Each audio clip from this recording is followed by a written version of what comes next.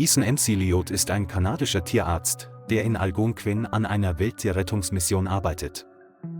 Er lebt in der Nähe des Algonquin-Reservats, dem größten und unzugänglichsten Wald im Osten Ontarios. Jeden Tag fährt er mit einem Pickup durch den Wald und transportiert Medikamente und Notfallausrüstung für Wildtiere. Im Laufe der Jahre hat er Dutzenden von Hirschen, Wölfen, Bären und mehreren verletzten Adlern das Leben gerettet. Aber noch nie war ihm ein Fall begegnet, der sein Herz so sehr erschütterte. An einem Novembernachmittag patrouillierte er am nördlichen Rand von Algonquin. Der Himmel war kalt und grau und es gab leichten Schneeregen. Neben einem kleinen zugefrorenen See fand er eine zusammengekaute Masse aus schwarzem Fell, die reglos dalag. Als er näher kam, erkannte er, dass es sich um einen ausgewachsenen männlichen Schwarzbären handelte, der so dünn war, dass seine Wirbelsäule deutlich sichtbar war. Sein Körper bestand nur noch aus Haut und Knochen, sein Fell war fleckig, seine Atmung war schwach und seine Augen waren kurz davor zu sterben. Ethan beugte sich hinunter und berührte sanft seine Schulter. Er dachte, es sei tot, doch sein Blick blickte in seine schwachen, flehenden Augen. Es war nicht der Blick eines wilden Tieres, sondern der eines Lebewesens, das darum bettelte, weiterleben zu dürfen. Er machte das erste Bild, schickte es an die Rettungswache und leitete vor Ort die erste Hilfe ein. Kein Telefonsignal, keine Hilfe, nur er und der sterbende Bär. Er beschloss, es nicht aufzugeben. Wenn es noch einen Hoffnungsschimmer gab, würde er es sich nicht erlauben, sich abzuwenden. Und von diesem Moment an beginnt eine außergewöhnliche Reise zwischen einem Mann und einem sterbenden Bären. Ethan legte sich notfallmäßig eine Infusion, führte eine Nadel in eine Vene ein und pumpte tropfenweise Kochsalzlösung in seinen Körper. Er injizierte niedrig dosierte Antibiotika und Schmerzmittel und deckte seinen ausgemergelten Körper anschließend mit einer Wärmedecke zu.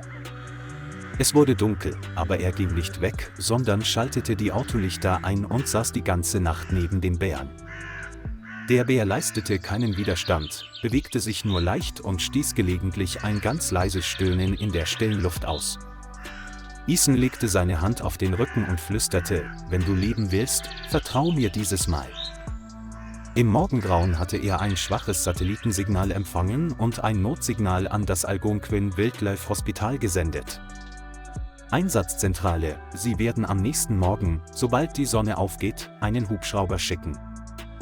Die ganze Nacht lang maß er die Temperatur, verabreichte intravenös Flüssigkeiten und beobachtete jeden Atemzug, als würde er eine zerbrechliche Flamme am Leben erhalten. Er beschloss, den Bären Bruno zu nennen, ein einfacher, aber kraftvoller Name voller Hoffnung. Mitten in der gefrorenen Wildnis gab es nur Autolichter, Brunos Herzschlag und jemanden, der nicht loslassen wollte. Als der Hubschrauber eintraf, waren die Retter von Brunos unglaublich abgemagertem Körper fassungslos. Sie legten Bruno vorsichtig auf eine Trage, versorgten ihn weiter mit einer Infusion und brachten ihn mit dem Hubschrauber direkt in die Notaufnahme. Ethan blieb in der Nähe und hielt die Infusionsflasche während des fast 200 Kilometer langen Fluges nach Südontario fest. Im Algonquin Wildlife Hospital sagte die Cheftierärztin Lily Dawson, Brunos Zustand sei hoffnungslos. Die Reflexe an den Hinterbeinen waren vollständig verloren gegangen, die Wirbelsäule war geschädigt, die Muskeln verkümmert und die inneren Organe zeigten Anzeichen einer Verschlechterung. Lily sagte unverblümt: „Wenn es überlebt, wird es nie wieder laufen können, geschweige denn in der Wildnis leben." Doch Ethan blieb hartnäckig: „Wir geben nicht auf. Geben wir Bruno eine letzte Chance."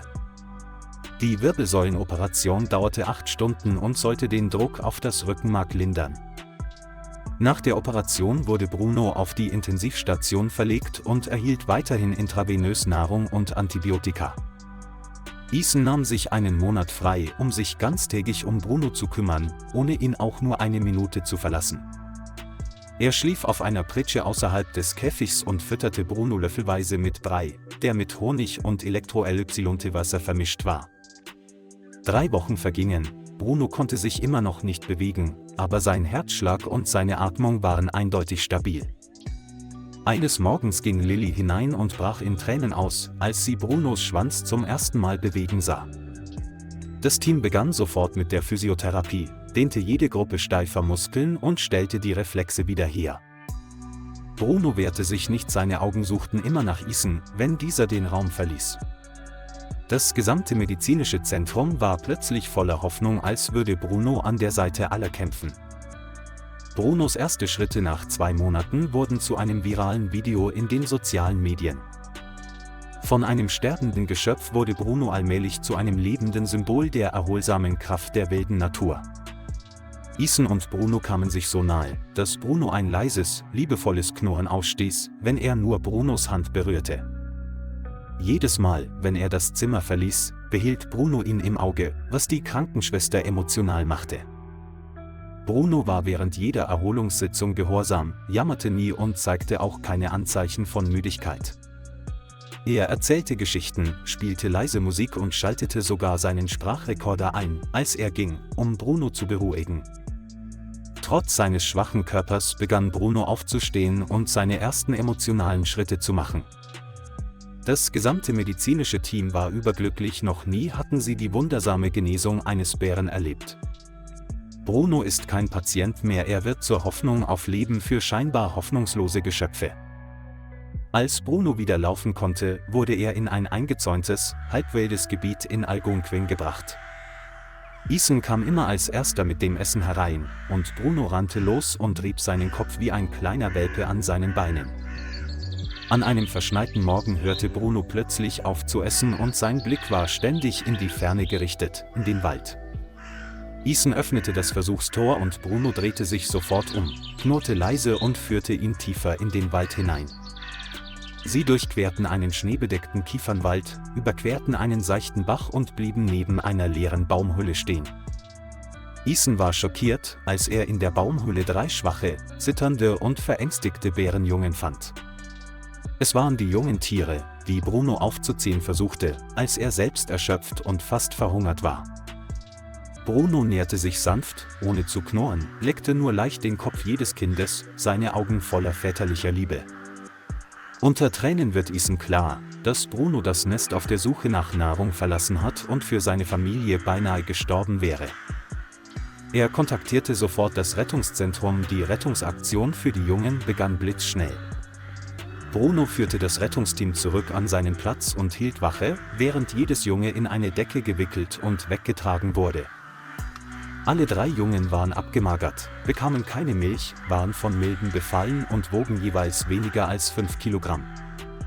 Ethan brachte alle 3 zurück in die Mitte und platzierte sie neben Bruno, um ein Gefühl von Vertrautheit und Sicherheit zu erzeugen. Bruno leckte jedem vorsichtig das Fell und teilte sogar sein Futter mit ihnen. Die Ärzte waren überrascht, dass sich der Bärenbulle wie eine Mustermutter verhielt und ihrem Jungen nicht von der Seite wich. 2 Wochen später beginnen die Jungen aufzustehen, zu laufen und aus speziellen Flaschen zu trinken. Bruno liegt noch immer jede Nacht wach und umarmt seine Kinder mit einem Bein, als müsse er sie vor der ganzen Welt beschützen. Ethan konnte nicht glauben, dass er Zeuge der Wiedergeburt einer Bärenfamilie in der rauen Wildnis wurde. Die Nachricht verbreitete sich in ganz Kanada, die Zeitungen nannten Bruno den großen Vater der Algonquin. Täglich werden hunderte Dankesbriefe, Kinderzeichnungen und Spenden an das Zentrum geschickt. Ethan hat eine Zeichnung für sich behalten, eine von ihm und Bruno, wie sie Rücken an Rücken mitten im Wald stehen. Er wusste, dass sein Leben von nun an die Kreaturen gebunden war, die einst am Rande des Lebens standen. Bruno und seine 3 Jungen wurden noch ein weiteres Jahr lang versorgt und dann in das größere halbwilde Gebiet südlich von Algonquin entlassen.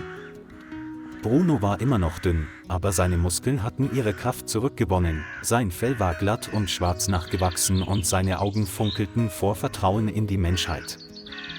Herr Ethan kommt gelegentlich vorbei und bringt Honig, Obst und eine kleine Flöte mit, der Bruno gerne zuhört.